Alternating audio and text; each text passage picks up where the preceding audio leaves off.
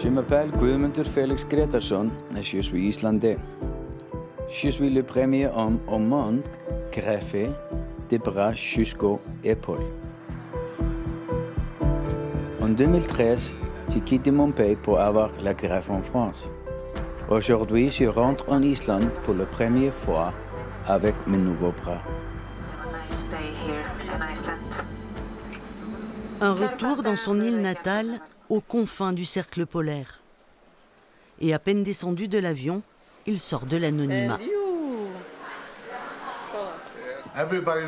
Tout le monde le connaît ici en Islande, c'est comme une pop star. Joyeux Noël. Un retour pour les fêtes de fin d'année que Felix Gretarsson et son épouse voulaient discret. Seul un quotidien islandais a été mis dans la confidence de leur heure d'arrivée. On m'a demandé de venir faire des photos de son retour.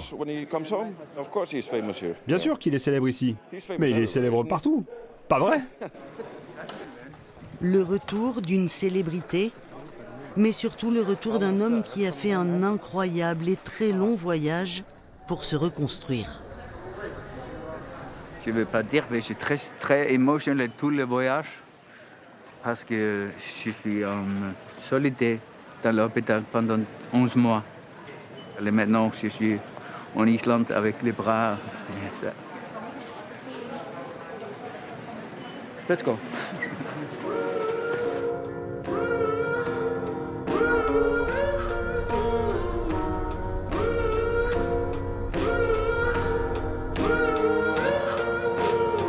C'est un grand moment pour moi. Et dans 30 minutes, je veux voir mon petit-fils pour la première fois.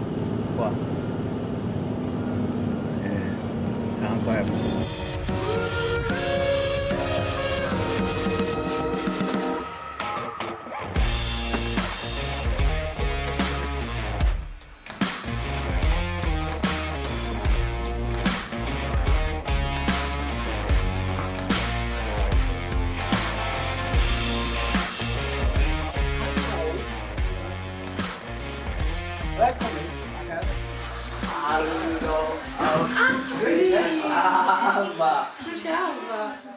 C'est la première fois aussi, depuis l'opération 11 mois plus tôt, que Félix revoit sa fille aînée, la maman du petit dernier d'à peine un mois.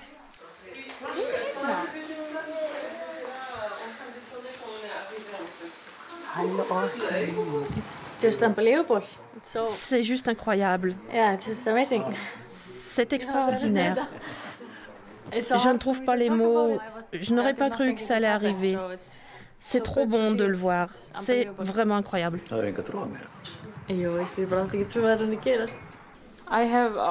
l'ai toujours connu sans bras. Alors le voir comme ça, c'est bizarre, mais extraordinaire. Tu t'en rappelles pas non plus? Elle avait seulement 4 ans. Et elle, seulement 3 mois.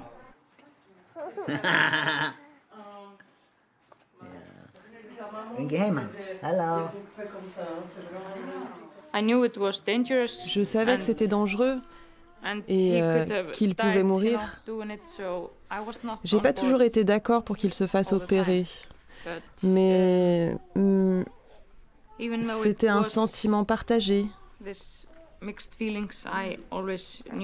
Je savais que si il avait la possibilité de le faire, il le ferait.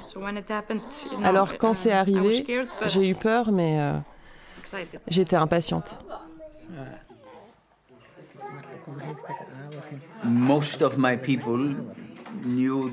La plupart de mes proches savaient que ça allait arriver. Mais beaucoup de gens pensaient: pourquoi il s'entête? Pourquoi il s'acharne? Rien ne va jamais se passer.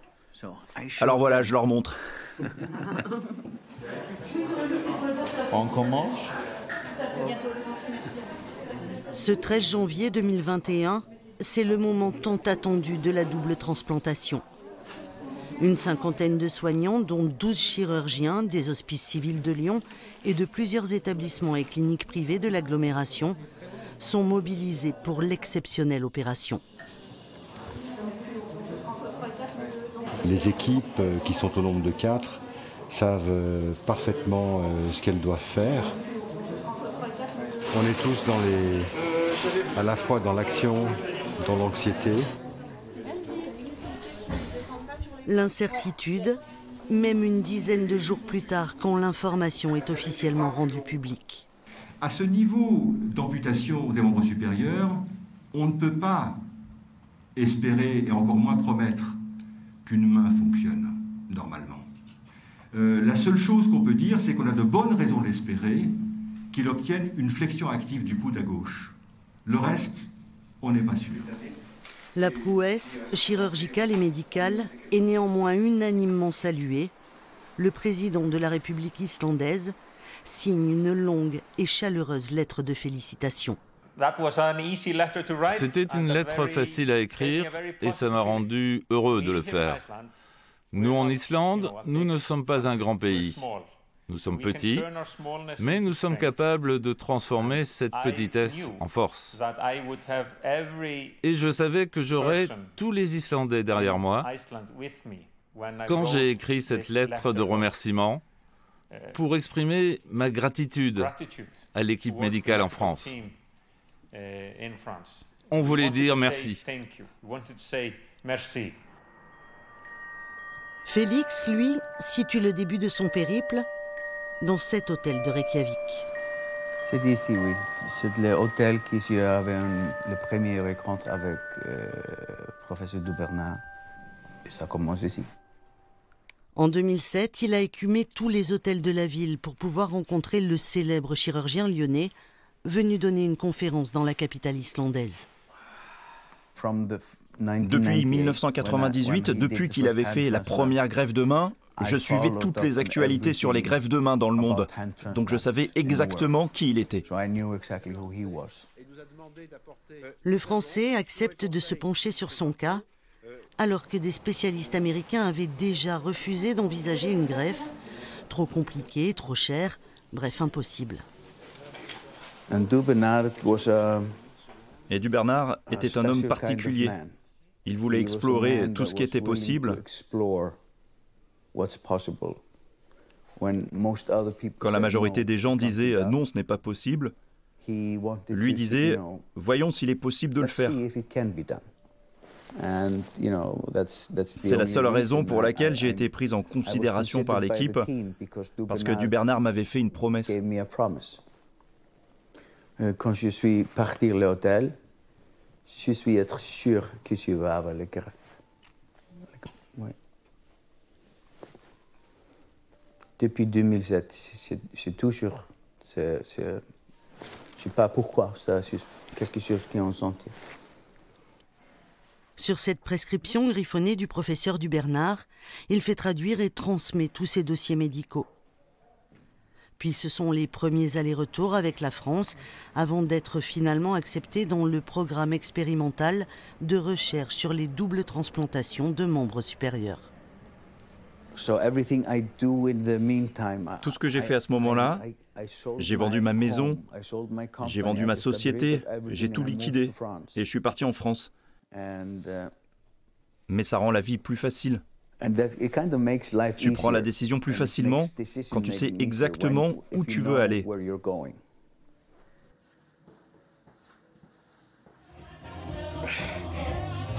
Allez Félix, on lâche pas. Ok. Le Viking, c'est ainsi que les médecins lyonnais ont surnommé leur patient, capable de tous les efforts pour atteindre son objectif hors du commun. Allez Félix! Félix avait 26 ans quand sa vie a basculé.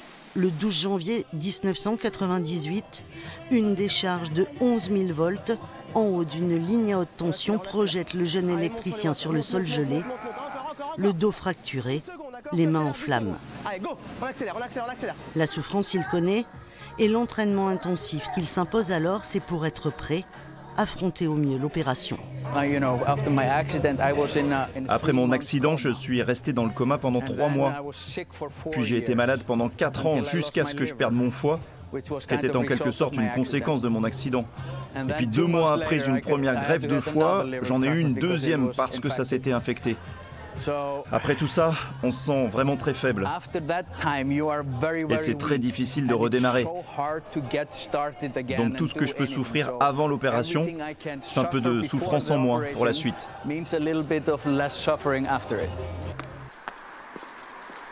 Félix s'est donc installé à Lyon en 2013 pour préparer sa reconstruction corporelle, attendre la transplantation.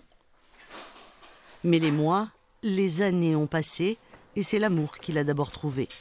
Sylvia, professeure de yoga polonaise, rencontrée dans une soirée pour anglophones, est aujourd'hui son épouse. Pour moi, ça ne change absolument rien que Félix ait des bras ou pas. Je l'ai rencontré comme ça. Ça ne change rien, je suis très bien comme ça, mais là, c'est vraiment ses projets, c'est pour lui. Voilà, donc je ne cherche pas du tout à les convaincre. Il est allé trop loin dans ses projets, donc on va aller jusqu'au bout. Toute une vie s'organise pour ce couple bloqué à demeure. Félix est en effet obligé de rester à moins d'1 heure de la table d'opération jusqu'à ce que le téléphone sonne et annonce qu'une famille accepte enfin le don. Vous êtes dans une situation où vous approchez les gens dans le pire jour de leur vie et vous leur demandez « Est-ce qu'on peut avoir les bras ?» Je comprends parfaitement que malheureusement les gens disent non. C'est pas comme si j'allais mourir si je n'avais pas ces bras, mais la qualité de ma vie pourrait changer du tout au tout. Je n'ai jamais enlacé ma femme, j'ai jamais câliné ma petite fille. Ce sont des choses que l'on considère comme banales, mais moi, je ne peux pas toucher les autres. C'est difficile en ce moment? Ça va? 3 mois après la greffe tant attendue. Des mains, mais qui sont totalement insensibles. Des bras encore inertes qui sont des poids. Les bras, ils sont lourds, donc ça les fatigue en fait. Il a besoin de beaucoup de repos en ce moment, des temps allongés où il n'est pas en train de porter les bras et sentir la pesanteur. Ouais, voilà, je pense qu'il dort. On regarde l'interface entre l'os du donneur et l'os du receveur et on cherche des signes de fusion. On aimerait en avoir un peu, mais on n'est pas inquiet. C'est un os vascularisé, il va consolider. Et d'autant plus qu'on n'a pas de signe de déstabilisation du montage. Des batteries d'examen, ausculter l'évolution post-opératoire, surveiller bien sûr tout signe de rejet. Mais le chef de service traumatologie des membres supérieurs de l'hôpital Édouard Herriot, qui suit Félix depuis des années, s'inquiète aussi de son état d'esprit. Même si ça peut être... Comment est-ce que vous vous sentez? Eh bien, je ne m'attendais pas à grand-chose les premiers mois. Mais je n'avais pas pensé au poids, au gonflement. Si j'avais trop réfléchi, je ne l'aurais jamais fait. Mais j'imaginais quand même pas pouvoir jouer du piano au bout de seulement 3 mois. Et puis je ne suis plus coincé à attendre le donneur. Au moins, maintenant, je n'attends plus. Je peux même espérer rentrer chez moi pour Noël, pour la première fois en 8 ans.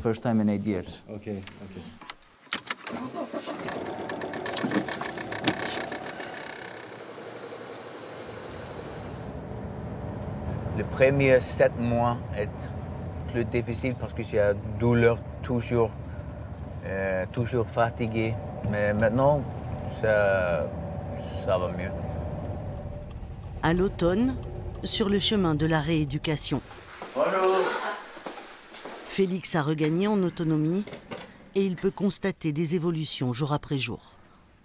Les ongles poussent très vite. Je coupe les ongles peut-être chaque 2 semaines. Et le poil, il adapte à moi. Maintenant, le poil des bras, c'est comme tout le corps. Et il y a un truc aussi qui était drôle, c'est quand vous êtes revenu de vacances. Les bras étaient bronzés, enfin, c'était la même couleur que son visage, quoi. C'était impressionnant. C'était ses bras, quoi. Essayez les yeux fermés. Du lundi matin au vendredi soir, des heures de kiné, d'entraînement, d'exercice qu'il suit avec application. Félix est déterminé et il met tout en œuvre pour déjouer les pronostics qui disaient qu'il ne pourrait sans doute jamais retrouver l'usage de ses mains. Ça marche bien. Ça marche bien. Son objectif, c'est ce Noël en Islande. Rentrer à la maison et impressionner les siens.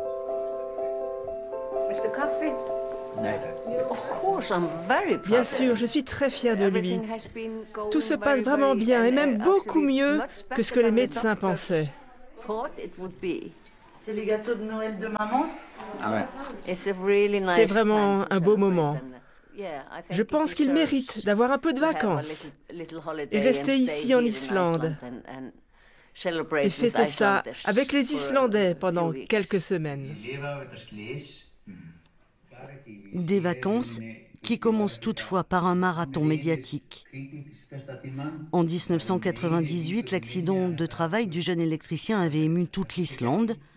23 ans plus tard, après son opération, tout le pays le considère comme la personnalité de l'année 2021.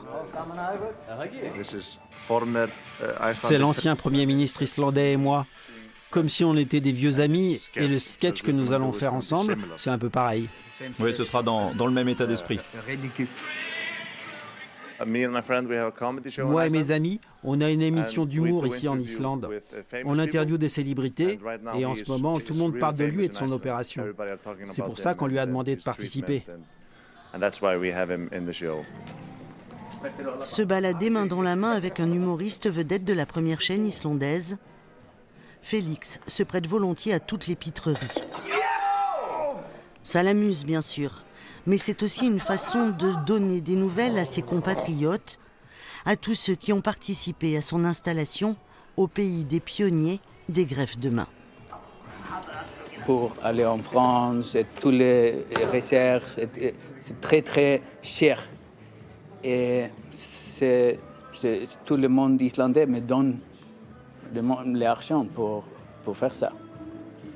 Et ça, c'est le bras, c'est moi, le mien et les personnes islandaises.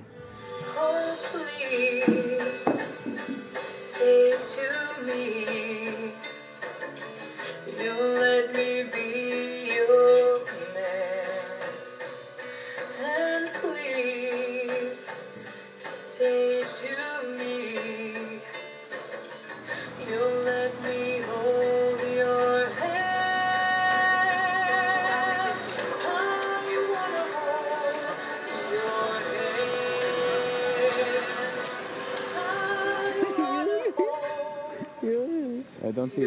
Lift the tire of the phone. Lift the phone. Oh, the Christmas cat. Yeah. Jólakötturinn. Jólakötturinn. Okay. Christmas cat. Okay. Et le chat de Noël. Si t'es pas un enfant sage, il viendra te manger. The Christmas cat will come and eat you. Wow. Masques et bonnets sont presque indispensables pour un peu de tourisme en amoureux dans les rues de Reykjavik. Oh, l'entramat is also nice. Mais la curiosité que suscite son époux ne gêne pas vraiment Sylvia. Il y a quelque chose de bien en fait. Voilà, les gens sont curieux parce que c'était difficile, c'était une grande épreuve, c'était une opération expérimentale.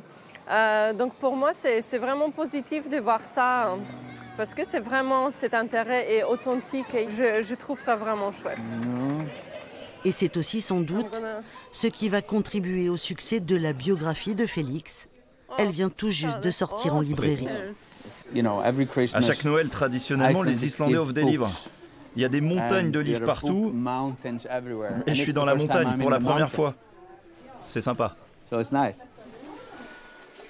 Pas de séance publique de dédicace en raison de la crise sanitaire. C'est au siège du groupe de presse où elle travaille que Félix retrouve l'auteur de 11 000 volts. Le retour au pays du premier homme greffé des 2 bras jusqu'aux épaules fait la une. Mais pour la journaliste, ce n'est pas l'histoire d'une prouesse médicale qui est au cœur de ce livre. C'est un livre qui raconte toute sa vie, depuis qu'il est enfant. Et oui, il parle des périodes très sombres. Le livre est dédié à sa mère, qui est resté constamment à ses côtés, jusque dans les pires moments d'une vie ordinaire qui soudain a basculé. Si la décharge en haut de la ligne à haute tension a fracassé Félix, des mois de coma et une 50aine d'opérations, elle l'a aussi plongé dans la dépendance et la déchéance. Après l'accident, il a pris un tas d'antidouleurs et de calmants. Et il y était tellement accoutumé qu'il a commencé à prendre de la marijuana, de la cocaïne, tout ce genre de drogue. Il avait littéralement tout perdu. Et c'était sa manière de faire face.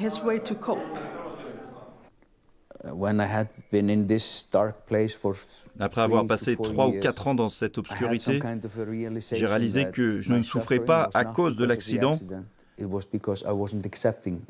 mais c'est parce que je n'acceptais pas l'accident.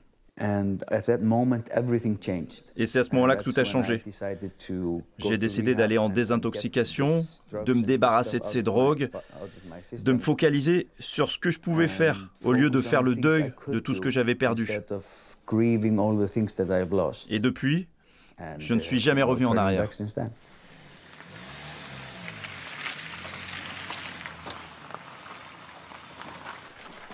Voilà un homme qui a recouvré sa dignité bien avant son intégrité physique. Félix, tout endimanché, débarque ce jour-là avec ses frères et leurs femmes pour une grande réunion de famille. Ou plutôt une cousinade. Ils n'ont pas voulu mélanger les générations pour limiter le risque de contamination au Covid. Mais les retrouvailles avec le jeune greffé n'en sont pas moins joyeuses. Il n'a pas changé, son sens de l'humour, cette petite lueur dans l'œil. Oui, c'est toujours le même goût de Mundo, ça c'est sûr.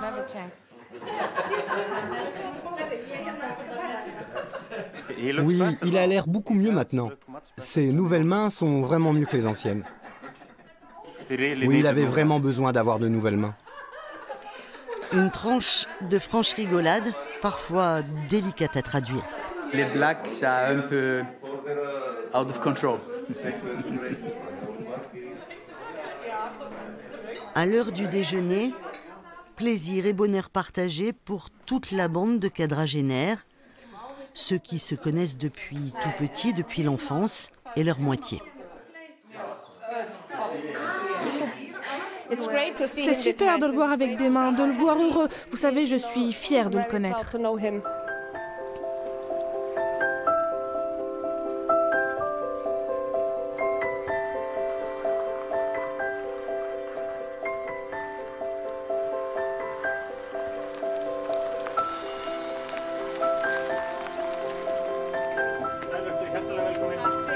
Félix, élevé au rang de fierté nationale.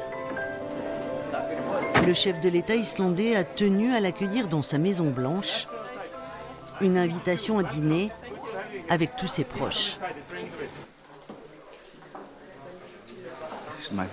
C'est ma toute première fois à la résidence présidentielle. Et avec tous mes amis et ma famille, on peut difficilement rêver mieux. Je suis vraiment très honoré. Pas de protocole strict, mais il y aura tout de même un grand discours de bienvenue que le président a la délicatesse de résumer en anglais pour Sylvia et lui traduire le respect que lui inspire le parcours de son mari. Cette histoire est une histoire de résilience, d'un incroyable rétablissement. C'est le triomphe de la recherche médicale, mais aussi le triomphe de la compassion, du soutien de la famille, de votre soutien, un soutien précieux. Donc c'est aussi votre histoire.